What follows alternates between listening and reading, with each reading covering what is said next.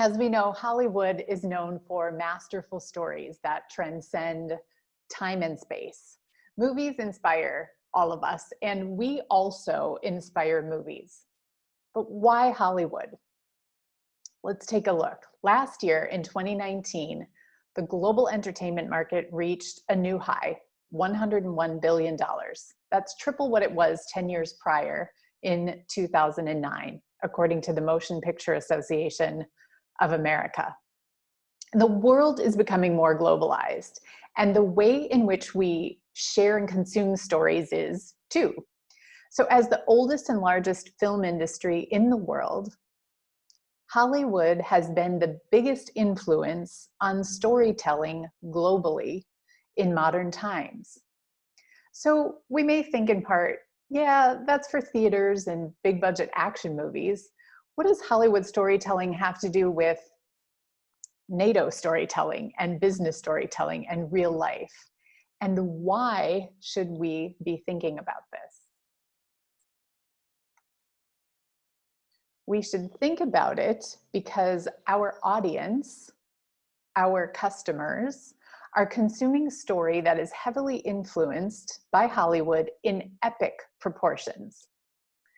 Every story and character our audience and customers tune into is crafted in some form or fashion with Hollywood influence. On average, we, the royal global we, are consuming 4 to 5 hours of television a day. This is according to multiple studies, Eurodata and Nielsen are two of them, done around the world on markets around the world. So that's the same amount of time we spent learning, reading, and writing in 4th grade or getting our master's degree. So if we multiply that by even 2 or 10 or 20 years, that's a lot of studying. That's a lot of time consuming Hollywood-based stories. And these figures are from before the pandemic. So Hollywood storytelling has a major influence. This means that we, as well as our audience and our customers around the world, have become sophisticated story consumers, whether in theaters, blogs, YouTube, or social media. We have a way that we know, like, and trust the characters we relate to and the stories we tune into, wherever and however we tune into them. The safe, overly formal, two-dimensional storytelling that used to get a passing grade in business and general and in news will not cut it in today's market. There is simply too much competition for our attention. If we think we can maintain an advantage out there in the wild and not acknowledge and leverage at least some of Hollywood's ninja-rific storytelling methods, we are missing out. And nobody wants to miss out, right? Nobody has to. My goal today is to bring you a vantage point that you may not have considered or may not have had access to before.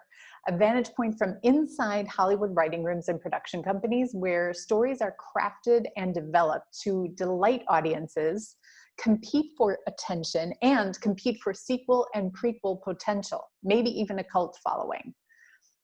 But a cult following in the good way, not the bad way. So the investment of tens of millions of dollars in a film demands the precision of storytelling craft like no other medium.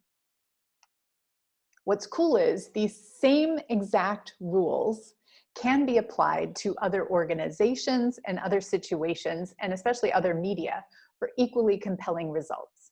So let's start here with a simple look at the Hollywood story framework. At its core, a Hollywood story has 3 components. These components, when combined, form the framework that allows a story to be told in anywhere from 1 line to a full 2-hour movie. It's this. Character plus goal plus obstacles create the story. So all of the structures that we know and love, from journalism, from marketing, from screenwriting greats, can be condensed into these 3 elements. They are structures like Joseph Campbell's Hero's Journey, which is 12 steps. Blake Snyder's Save the Cat Beat Sheet, which is 17 steps. Paul Chitlick's Rewrite, 7 steps. And Linda Seeger's cornerstone book, Making a Good Script Great. I love all of these and use all of these. And all of these can be, again, boiled back down to this foundation of character, goal, and obstacles. So let's take a look at an example, the Bourne identity. This is a story about an amnesiac who wants to recover his identity and must overcome flashbacks, assassins, and minimal information in order to find out who he is. So today we're going to talk about the driving force behind all stories. It's one of these elements, and in my opinion, it's the most critical element. It's character.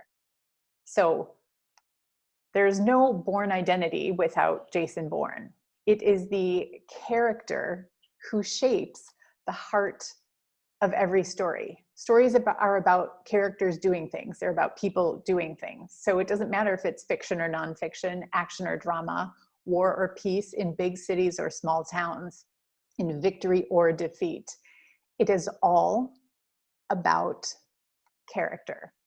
So when we, you, me, our audience, our collaborators, our clients, know who the protagonist is and what he or she wants in any length or context of any kind of story, we are on board with that character's journey. Our brains are hardwired for it. It is the character that incites us to binge watch or change that channel. Think about Thelma and Louise, Black Klansman, the notorious RBG, who maybe used some Beats headphones, we're not sure. Erin Brockovich, maybe Rafferty, sure, I don't know. We can talk about that later. Erin Brockovich, Jerry Maguire, Harriet, the whistleblower, Rocky, Thurgood Marshall. Character is everything. And when we get character right, we get the heart and soul of the story. We connect, our customers, our audiences connect to story through character. So to better understand how to drive any story forward, we need to deep dive into character DNA. Before we take that plunge, let's understand that as the writers and as the storytellers, we are also wired to complicate things. So if we are complicating an already complicated formula, the result is going to be what? More complication or a convoluted result. Therefore, I look at the foundational concepts first, and then we can always build from there on the parts that excites us. So the 3 parts of character DNA are strengths, amnesia and superpowers. These are my terms now. Amnesia and superpowers, and what I call flossomeness. Let's look at Bourne. His strengths. He is super fit, determined, smart, resourceful, a polyglot who can kill someone with a paperclip.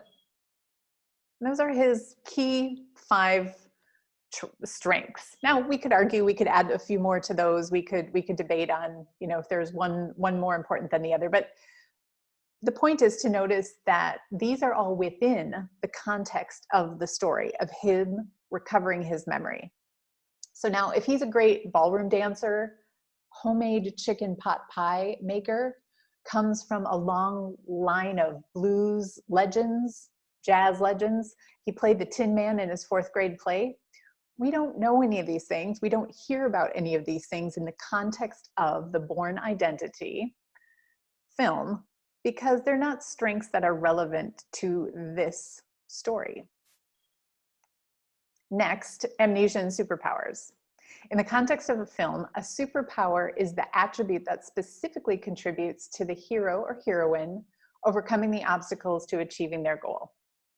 It is perhaps similar to what David Ogilvy called in the late 60s in his book on advertising, the unique selling proposition.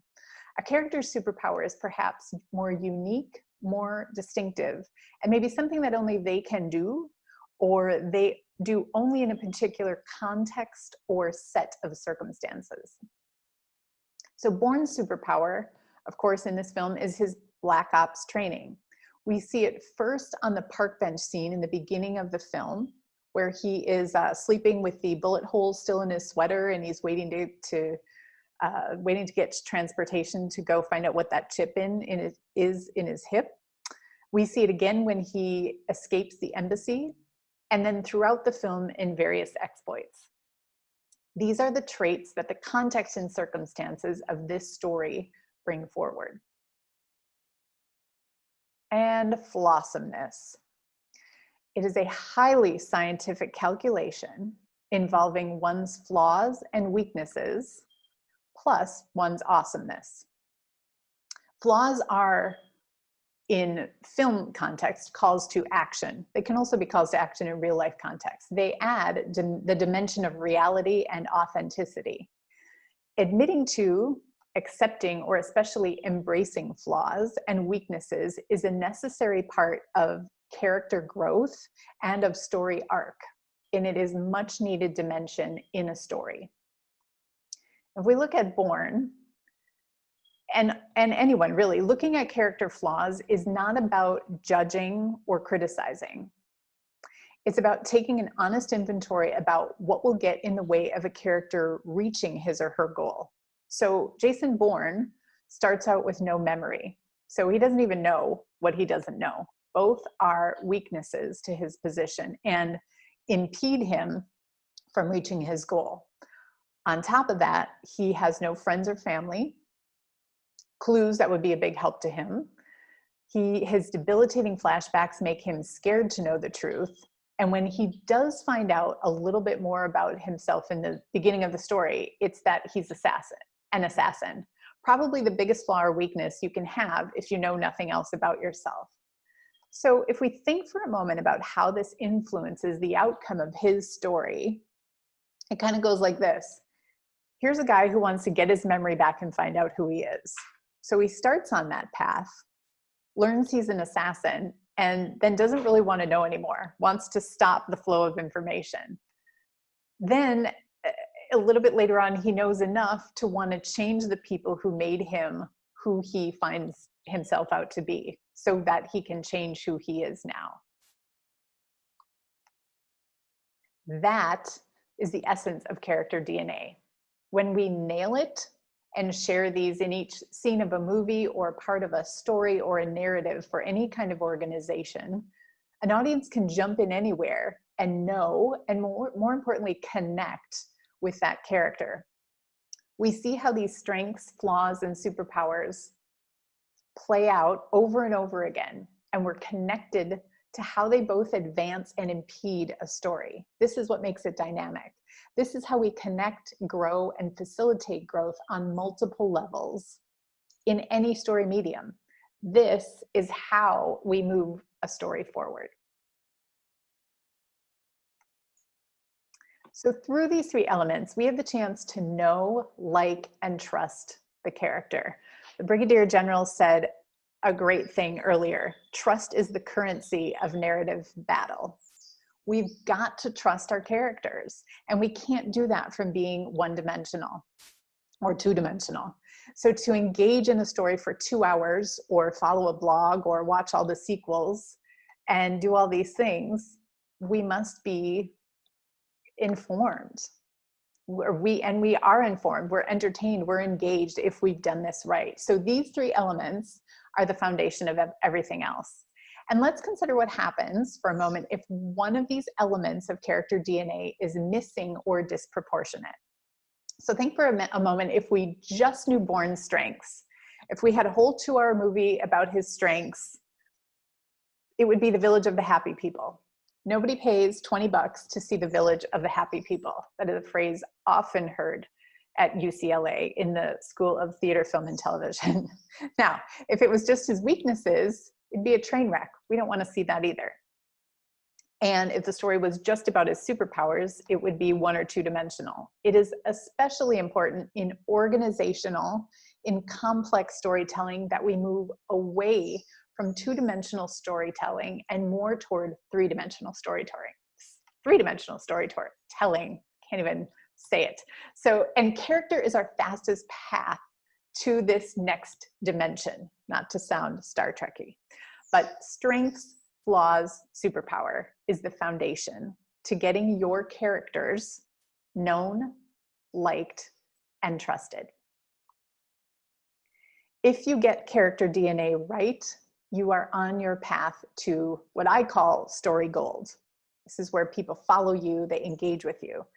Oftentimes, when a story is not working, it's an indication that is what I call it's undercooked.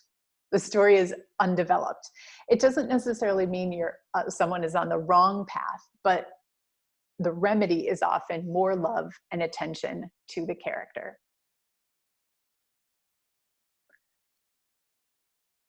Thank you very much. If you'd like more information on ways to apply Jason Bourne and other heroes and heroines to your real life or your storytelling, feel free to come by and visit me at hollywoodapproach.com/NATO, and I'll send you some goodies.